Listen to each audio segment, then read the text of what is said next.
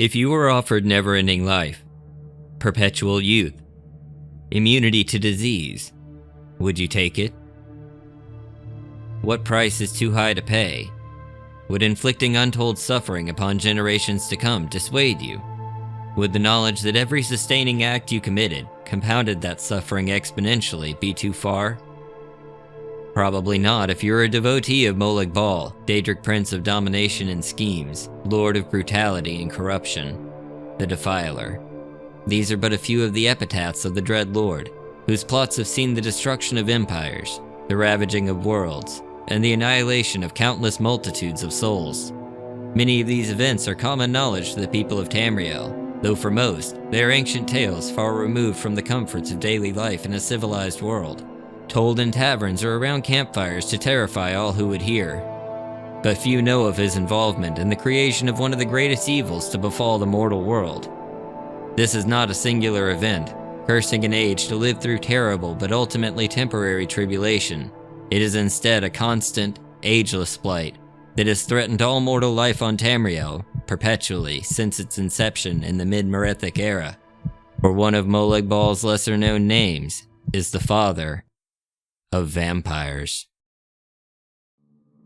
This dread curse was unleashed when Molag Bal, envious at Arkay's hold over the cycle of life and death, abducted and brutally assaulted one of Arkay's priestesses, a need by the name of Lemay Balfog, now Lemay Bal, turning her into the first vampire lord.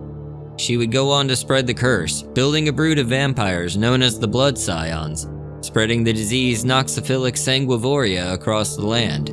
These Blood Scions would spread to all corners of Tamriel, begetting lesser vampires in their wake, who would go on in turn to spread their own diseases, like Sanguinaire Vampiris and Prophoric Hemophilia.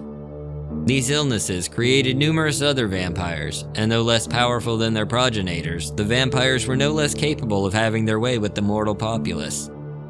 Many of them lost themselves in their transformation, becoming savage, unthinking beasts, but others retained their faculties and formed bloodlines and broods of their own. Greetings, Outlander, and welcome to this exploration of vampirism in Morrowind. Today, we will take a close look at 3 of these bloodlines, exposing their secrets and shining some light on these heliophobic hellspawn, the vampiric clans known as Quarra, Aundae, and Bern.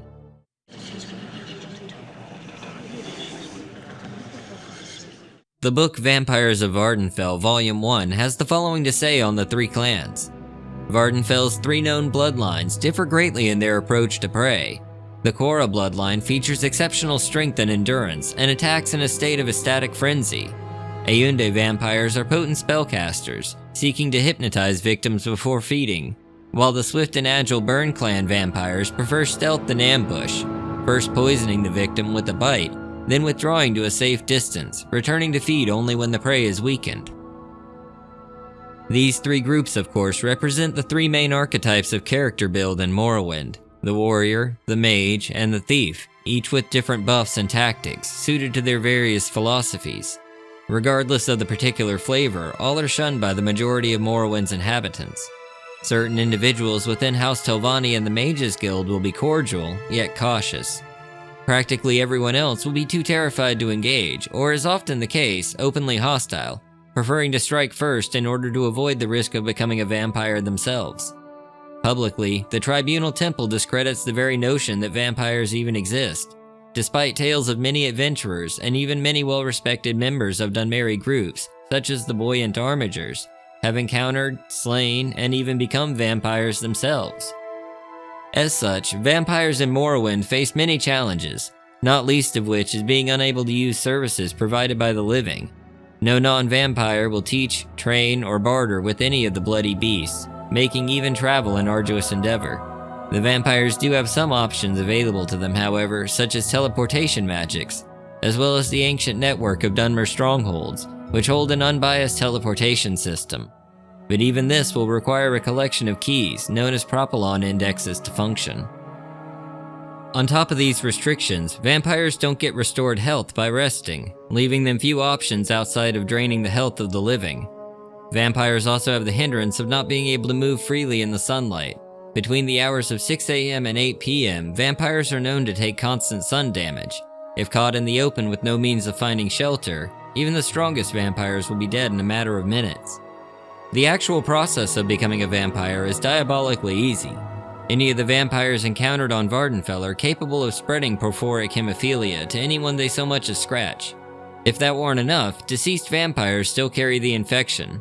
Even the act of touching their corpses is enough to give you the deadly disease. This illness requires 3 days of incubation before reaching its final stage in full-blown vampirism. During this time, any cure disease potion or healing shrine is capable of purging the infection from the blood. The onset of the condition will be marked by a subtle increase in your fatigue, but also by a disturbing dream of a blonde maiden crying bloody tears as she transforms into a pale, dark-haired creature.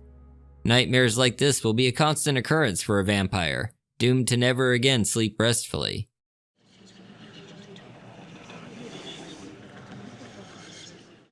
The Quarra clan of vampires are fierce warriors. Lacking in any sense of subterfuge, they would prefer to slaughter entire villages rather than pick off a handful of victims to feed their insatiable bloodlust.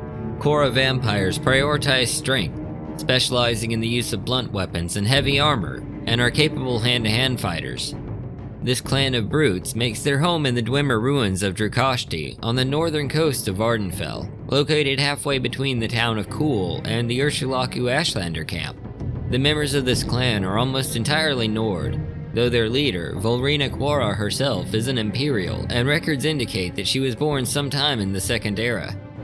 Her brother was killed by vampires of the Bern clan, and since that day, she has sworn vengeance upon them. How and when she became a vampire is unknown, but over the last 1,000 years, she's gradually built up a force to rival the Bern, waiting for the perfect moment to exact her revenge.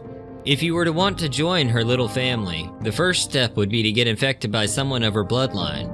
In order to start this process, I recommend against traveling to Drukashti straight away. Instead, travel to one of the ancient tombs sheltering unaffiliated Quarra vampires. Serrano, Laren, or Allen ancestral tombs all house vampires of the Quarra blood.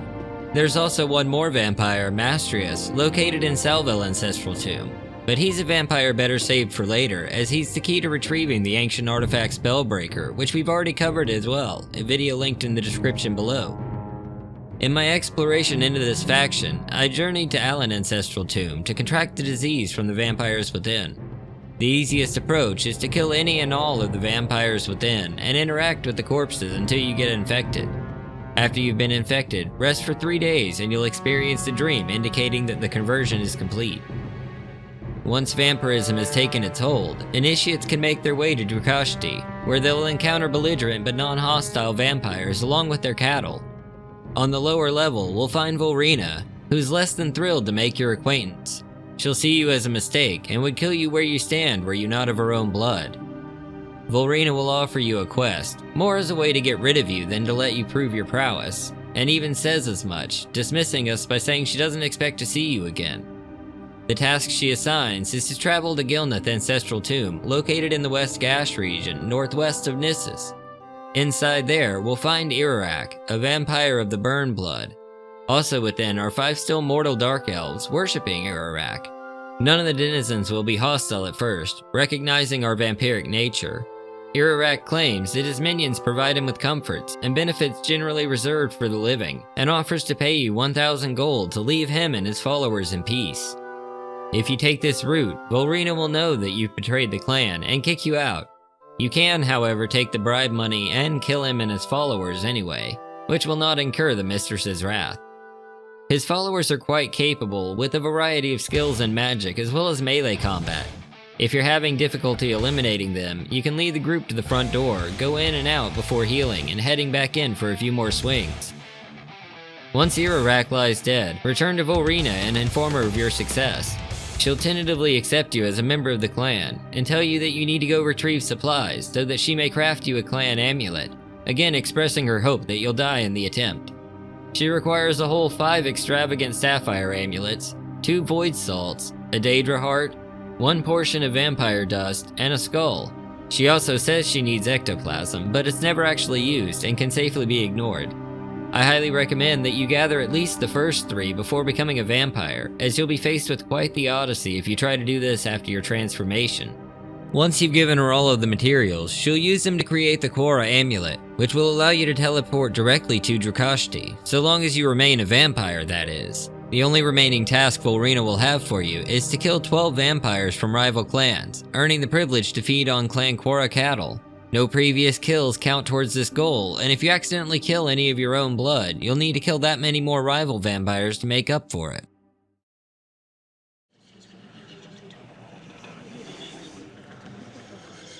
The Aundae clan of vampires are masters of the dark arts.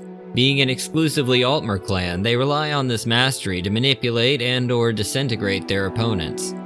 An Aundae vampire receives 20-point buffs to willpower, short blade, mysticism, and destruction. The Aundae clan dates as far back as the Quarra, but the exact numbers are hard to tie down. What we do know is that during the Second Era, the Aundae clan took an aggressive interest in reclaiming sites that were important to their vampiric heritage. One such location was Bal-Ur, home to one of Molag Bal's shrines. This brought them into direct contact with the Buoyant Armigers, Lord Vivek's personal militia, answerable only directly to Vivek himself. This resulted in the massacre of an entire squadron and the capture of their champion, Galar Rithari, who was used as a feast before being turned into their new blood brother. This tale is oddly similar to the one retold in the lore book Surfeit of Thieves, in which a mysterious monastic group appeared in a ruined castle far to the northeast of the mainland in the Telvanni Isles named Ald Olira. The group, named the Order of Saint Ednua, had a penchant for giving their names backwards. Ednua backwards spells Aundae. We can leave aside the implications that the expansion of a malevolent Daedra-aligned force to sites of ancient power could signify, and focus on where we can currently find the clan in the 427th year of the Third Era. The clan is run from their headquarters in Ashmalek by Dahunain Aundae, on a private island in the Sheagorid region. This island is located roughly between Dagenfell and the Urshalaku Ashlander camp. As with the last clan, I recommend getting your infection from one of the corpses of a satellite campus, like I did at the relatively nearby Serethi Ancestral Tomb, located to the northwest of Dagenfell itself. Within Ashmalek is a winding network of tunnels and pitfalls, ready to claim the inattentive, mortal and vampire both. The members of this clan are the least friendly I've come across, and if you push through to the back of the compound, you'll find an elderly Altmer woman in expensive clothes who will immediately call you an abomination and little monster, then ask you to find out where her family is. She had a son before she became a vampire, but she never knew what happened to him. She'll then give you a signet ring with her family crest and recommends you start in Sadrith Mora. It's a treacherous trip halfway across Morrowind's northeastern coasts and grasslands, crossing multiple mountains and long sections with few interiors available to wait out the daylight hours. Sadrith Mora itself is one of the primary hubs along Vvardenfell's Telvanni coastal archipelago, playing host to the Telvanni Council. That said, the city is about as tolerable to vampires as a Dunmer stronghold is going to get, which is to say, barely. Asking around leads to the Gateway Inn at the center of town. There's an Altmer here named Senya Raman. We'll come to find out that he's Don Wayne's great-grandson. He'll tell the tale of his grandfather, Villadon, and how he was killed by the vampire Kjeld of the Quarra clan. Reporting this information back to Don Wayne will see you sent on a quest to Drukashti to slay Kjeld. Kjeld is located on the upper floor of Drukashti, and is one of the few vampiric traders in the game. He's level 13, but only uses a wooden staff. I recommend using fire or a good blade to deal with him. With Kjeld dead and the revenging complete, Dahunain will send you on an apparent suicide mission. She orders that you go to Aldrune and track down a vampire hunter who's been poking around Ashmalek. Beyond that, she wants him killed in broad daylight, with lots of witnesses. This situation only worsens when you begin asking around the local Mages Guild. The hunter's name is Anno Vando, and he's no ordinary vampire hunter. Anno is a highly skilled, level 20, third-generation vampire hunter. Anno Vando can be found in the guild district, just inside the main gates of Aldrune, and he knows a vampire when he sees one. It isn't an easy fight, but if you can avoid his melee attacks with magic, or fighting at a distance, and manage your health recovery efficiently, it can be done. Once he's finally defeated, check his corpse for some proper rewards. He wields a powerful mace known as the Light of Day, and the enchanted Dark Sun Shield, Both are perfectly crafted to fight vampires in more ways than one. These two pieces will kill any vampire who tries to wield them. Saving them until you're cured is the only sensible thing to do with them if you somehow manage to complete this task. Reporting back to Ashmalek after successfully ending Anno sees you receive a clan recall amulet for your troubles, and the same offer given to you by the Quarra: kill 12 vampires of enemy bloodlines and be allowed to eat dinner.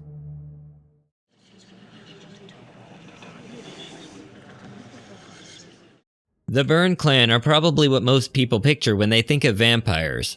Bern and his ilk are masters of shadow, moving invisibly across the darkness, picking off prey silently at opportune moments. As such, these vampires enjoy plus 20 to agility, sneak, unarmored, and hand-to-hand. We know little about the man Bern used to be, save that he is an Imperial and dates from at least the Second Era. The clan has moved against the Quarra and Aundae at various points over the last millennium, clashing over sites with even the Ashlanders of the Urshalaku. The main base is located at the Dwemer ruins of Galamdeus. The ruin is as reclusive as the clan that inhabits it, found deep in the Mollagamur region, north of Mollagmar and east of Tel Fir. This location also holds the key to ending your vampirism. I've already done a guide for that, and as always, the link will be in the description. Before we go looking for a cure, we have to get infected first. I used the same method I did with the previous clans and found a vampiric host at Reviro Ancestral Tomb, just west of Mollagmar, entering and leaving his inventory until I contracted the disease. Once you're suitably infected, you can begin the trek up to Galamdeus. If you follow the road east and north, there'll be enough caves and tombs that you can shelter in during daylight hours. Once you've reached Galamdeus, you'll need to make your way through the first level, being mindful of the lava pits. The second level isn't much safer, as the Dwemer Centurions are still active and are in fact hostile to you. As this is a shadowy clan, sneaking is advised if you aren't equipped to deal with them. Make your way to the observatory to find Bern himself. He informed me that I'm a worthless abomination, but may have some limited way I could be of use. His instructions are to go to Drukashti, kill Volrina Quarra, and bring back her powerful and unique blood potion. Simple. This journey is much more arduous than the one undertaken in the last chapter, and you may find it easier to travel west to the road leading north to the Ghost Gate, then through the swamps of the West Gash region opposite Aldrune. Once you finally arrive, the real challenge begins. All of the Quarra will be hostile, and if you intend on doing the bonus objective at the end of the questline, stealth is advised. The blood potion itself is located in the same room with Volrina and the strongest members of the Quarra clan, locked in a barrel at the back of the room. If you're unable to pick the lock, Volrina has a key, but that will most likely require blowing your cover and having to fight. With the potion in hand, return to Bern. As a side note, you should really be using Mark and Recall for these quests. Raxel will not be impressed by your return, and will send you out on another mission in the hopes of ridding himself of you. This time, he wants you to go hunt down a former lieutenant of his, a vampire named Myrta. She stole cattle and fled to a tomb near Margon called Reloth Ancestral Tomb. Reloth is most of the way to Drukashti again, being roughly located between Nissus on the coast and Margon in the interior. Reloth itself is a relatively simple tomb. Several ancestral ghosts will greet you at the second door, and several cattle await in the lower room with Myrta, who will smell your burned blood and attack. Fire is the best approach here as usual when dealing with vampires, and once she's down, be sure to raid her inventory for a decent robe and short blade. Return to Raxel, and he will finally be impressed enough to admit you to the group with your own teleportation amulet. This one is actually useful in the process of curing vampirism, but there are several other interesting quests you won't want to miss before you get cured, like picking up one of my favorite weapons, Eltenbrand. You guessed it, linked in the description.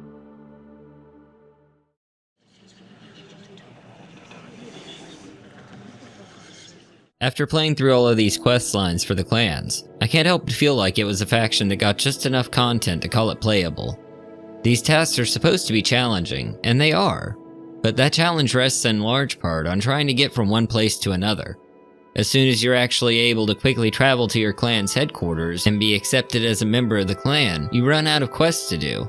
This would be the perfect opportunity to have tensions with the other clans come to a head, and spark a greater chain of conflict and require tracking down artifacts of power in the process. Even a quest to raid settlements in a way described in Vampires of Vvardenfell would be an interesting addition to the bunch. I know that in its day, space was limited and things got cut. Ultimately, I enjoy the content we got for vampire factions, I just wish there was more of it. There are also other clans dotted around Morrowind's mainland, so maybe we'll take a look at those at some point. But for now, that's gonna do it for this examination of the Vampires of Vvardenfell. This video represents a lot of work over several weeks, so if you enjoyed it, please consider leaving a like and a comment. I'd love to hear your experiences with vampirism in Morrowind. All of the footage used is from full playthroughs I did of each clan, and can be found in my Let's Play playlist if you want to see the whole journey. Until next time, I've been GitShiver, and I'll see you in the next one. Later!